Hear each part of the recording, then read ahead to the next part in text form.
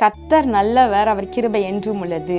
ஆண்டவராகிய இயேசு கிறிஸ்துவின் நாமத்தினால் உங்கள் ஒவ்வொருவருக்கும் அன்பின் வாழ்த்துக்கள். இன்று 6ஆம் தேதி, ஜனவரி 6ஆம் தேதி, இந்த வருடத்தினுடைய 6ஆம் நாள். இந்த நாளிலே தேவ கிருபையும் சமாதானமும் உங்களுக்கு பெருகி இருப்பதாக. இன்றைக்கு நாம் தியானிக்கும் வசனம் 1 தீமோத்தேயு 1ஆம் அதிகாரம் 17வது வசனம். நித்தியமும் அழிவில்லாமையும் அதரிசனமும் உள்ள ராஜனுமாய் தாம் ஒருவரே ஞானமுள்ள தேவனுமாய் இருக்கிறவருக்கு கனமும் மகிமையும் சதா காலங்களிலும் உண்டாயிருப்பதாக. ஆமேன்.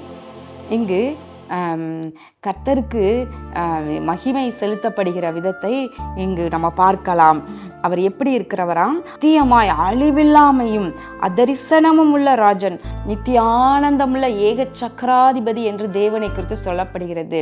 அவர் நித்தியமாகவும் அழிவில்லாமையும் அதரிசனமுள்ள ராஜன். அப்படின்னா என்ன அர்த்தம்? தரிசனமாக தன்னை வெளிப்படுத்தினாலும் கூட அவர் தன்னுடைய முழு மகிமையோடு யாருக்குமே தன்னை வெளிப்படுத்த மாட்டார். அவர்களுடைய ஸ்திதிக்கு தகுந்தவாறு தன்னுடைய மகிமையை குறைத்துதான் தரிசனம் கொடுக்க முடியும்.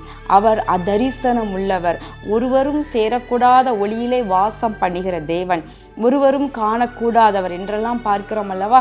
அப்போ அவர் அதரிசனமுள்ள ராஜனுமாக இருப்பவர். அவர் தாம் ஒருவரே ஞானமுள்ள தேவனுமாயிருக்கிறவர். தேவனுடைய ஞானம் மிகவும் பெரியது. தேவன் தம்முடைய ஞானத்தினாலே அவர் பூமியை அஸ்திவாரப்படுத்தி நிலைப்படுத்தினார் என்று நாம் பார்க்கின்றோம். கர்த்தருக்கு பயப்படுதலே ஞானத்தின் ஆரம்பம். அவர் தாம் ஒருவரே ஞானமுள்ள தேவனாய் இருக்கிறபடினால அவருக்கு பயந்து வாழுகின்ற யாரா இருந்தாலும் அவர்களுக்குள்ள ஞானம் வர துவங்குகின்றது. பிரியமானவர்களே, இப்படிப்பட்ட மகிமையுள்ள தேவனுக்கு கனமும் மகிமையும் சதா காலங்களிலும் உண்டாயிருப்பதாக என்று சொல்லி இங்கு துதிக்கப்படுகின்றது. பிரியமானவர்களே, நாம் இன்று 6வது நாளாக கர்த்தரை உயர்த்தும் துதியை குறித்து நம்ம பார்த்து கொண்டிருக்கின்றோம். நாம் இப்படியும் நாம் துதிக்கலாம். என்ன சொல்லலாம்? நித்தியமும் அழிவில்லாமையும் அதரிசனமுமான ராஜனுமாய் தாம் ஒருவரே ஞானமுள்ள தேவனுமாய் இருக்கிறவருக்கு கனமும் மகிமையும் சதா காலங்களிலும் உண்டாயிருப்பதாக என்று சொல்லி நாம் துதிக்க பழகி கொள்வோம். பிரியமானவர்களே, நாம் இப்படியெல்லாம் வேதத்தில் எழுதியிருக்கிறபடி கர்த்தருக்கு எப்படி பரிசுத்தவான்கள் எப்படி மகிமையை செலுத்தினாங்க, எப்படியெல்லாம் துதி ஏறெடுத்தார்கள், இதையெல்லாம் நம்ம பார்த்து நம் அவனமாகவே நாம் துதிக்கும் பொழுது நம்முடைய வாழ்க்கையில் தேவ மகிமை பெருகும், தேவ பிரசன்னம் பெருகும், தேவனுடைய ஆளுகை பெருகும், சத்துருக்களுடைய திட்டங்கள் எல்லாம் முறியடிக்கப்படும், சத்துருவினுடைய கிரியைகள் எல்லாம் அழிந்து போகும். ஏனென்றால் நம்ம இப்படி துதிக்கும் பொழுது அப்படிப்பட்ட மகிமையோடு கூட தேவன் நம்முடைய எல்லையிலும் வாசம் பண்ண துவங்குவார். எப்படி? நம்ம தாம் ஒருவரே ஞானமுள்ள தேவனுமாய் இருக்கிறவருக்கு துதி உண்டாவதாக என்று சொல்லும் பொழுது, அப்போ கர்த்தர் நம்முடைய குடும்பத்தில் நம்முடைய செய்கின்ற காரியங்களில் அவருடைய ஞானம் வெளிப்படுவதை நம்ம பார்க்க முடியும். அவர் நித்தியம் உள்ளவர், அதரிசனம் உள்ளவர் என்றெல்லாம் சொல்லி அவருடைய மகிமையை புகழும் பொழுது பிசாசு இந்த துதிக்கு முன்னாடி நிற்கவே முடியாது. உங்களை எதிர்த்து போராடி கொண்டிருக்கிற, உங்களை எதிர்த்து நின்று கொண்டிருக்கிற சத்துருவாகிய பிசாசு உங்களுக்கு எதிராக நின்று போர் தொடுக்கவே முடியாது.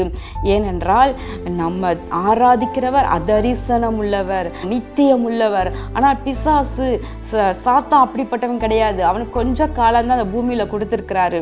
அவனுக்கு என்று நித்திய நரக அக்கினி ஆயத்தமாக இருக்கின்றது. எனவே நாம் இப்படி தேவனுடைய மகிமையை சொல்லி துதிக்கும் பொழுது சத்ரு நம்முடைய எல்லைகளை நெருங்கவே முடியாது.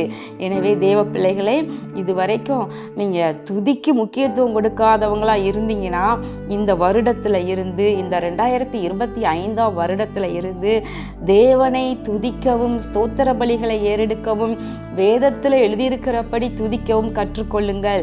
நீங்களாகவே வெறுமனே ஸ்தோத்திரம் ஸ்தோத்திரம் ஸ்தோத்திரம் ஸ்தோத்திரம் என்று சொல்லிக்கொண்டே இராதபடிக்கு அர்த்தத்தோடு ஸ்தோத்திரம் பண்ணுங்க, ஆதாரத்தோடு ஸ்தோத்திரம் பண்ணுங்க.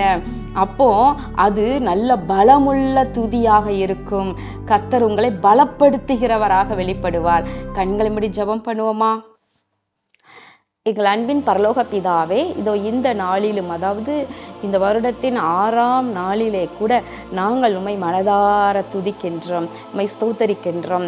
நித்தியமும் அழியாமையும் அதரிசனமுள்ள ராஜனுமாய் தாம் ஒருவரே ஞானமுள்ள தேவனுக்கு துதி கனம் மகிமை யாவற்றையும் நாங்கள் செலுத்துகின்றோம். இதோ இந்த வருடத்தின் ஆரம்ப நாட்களில் உம்மை நாங்கள் உயர்த்துகின்றோம், உம்மை போற்றுகின்றோம், உம்மை புகழுகின்றோம். கர்த்தாவே, நீ மகிமையடைவீராக. பலத்த கிரியைகளை இந்த ஆண்டு தேவனுடைய பிள்ளைகள் வாழ்க்கையில் செய்வீராக. இயேசு கிறிஸ்துவின் நாமத்தினாலே வேண்டிக் கொள்கிறோம் நல்ல பிதாவே, ஆமேன். கர்த்தர் உங்களை ஆசீர்வதிப்பாராக. ஆமேன்.